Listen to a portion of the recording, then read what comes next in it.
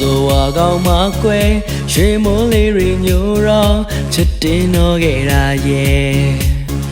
အိုးရွှေမိုးလေးကညိုတယ်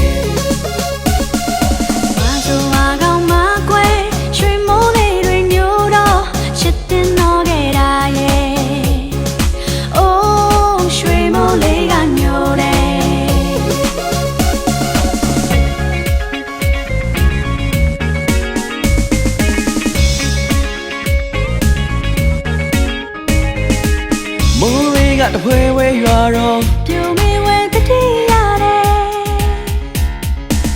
မိုးလေးကတဖွဲဝဲရွာတော့ပြိုမေဝဲတတိရတယ်ဘယ်ထားနေဘယ်လန်းရှောင်းလဲပြိုလေးရှိရမေးနေတော့တယ်လူကိုမြင်ပြန်ရင်ကွယ်တကယ်ပဲချွဲလေသူမို့သူပြောလေးကချိုးတယ်